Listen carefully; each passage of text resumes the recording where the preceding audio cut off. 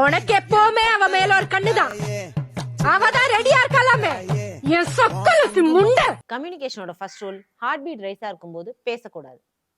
ஆனா அவங்க மட்டும் அன்னைக்கு மட்டும் இப்படின்ற காரணத்துக்கே இடம் கிடையாது. ஏன் தெரியுமா?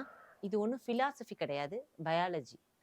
உங்க ஹார்ட் பீட் 100 தாண்டும் போது உங்க பிரெயினோட லாஜிக் ஆஃப் ஆயிரும். அந்த நேரத்துல என்ன நடக்குது, உங்க மெமரி எல்லாமே கிராஷ் ஆயிரும். அதனாலதான் எதுக்காக சண்டை போட்டோன்னே தெரியாம பழைய விஷயத்தெல்லாம் கிளறி சண்டை பெருசாயிட்டே போகுது.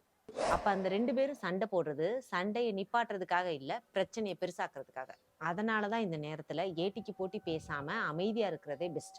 அப்படி அமைதியா இருக்கிறது பயத்தினாலேயோ திமிர்னாலேயோ கிடையாது, அது ஒரு டேமேஜ் கண்ட்ரோல் மெத்தட். அப்ப பேசவே கூடாது. No explanation, no defence. வேணா ஒரே ஒரு வார்த்தை சொல்லுங்க, இப்ப நான் பேசுற மூட்ல இல்ல, கொஞ்ச நேரம் கழிச்சு பேசுவோம், அவ்வளவுதான். 2 பேருமே எமோஷனல்ல பீக்கா இருக்கும்போது பேசுறதுனாலதான் சண்டை வருது, பேசலைன்னா சண்டை கம்மியா தான் ஆகும். இதான் ஃபர்ஸ்ட் ரூல். செகண்ட் ரூல்ல எந்த வார்த்தையினால சண்டை ட்ரிகர் ஆகுங்கிறத பார்க்க போறோம். உங்க வீட்ல உங்களுக்கா உங்க லைஃப் பார்ட்னருக்கா யாருக்கு ரொம்ப ஹார்ட் பீட் ரைஸ் ஆகும்னு கமெண்ட் பண்ணுங்க.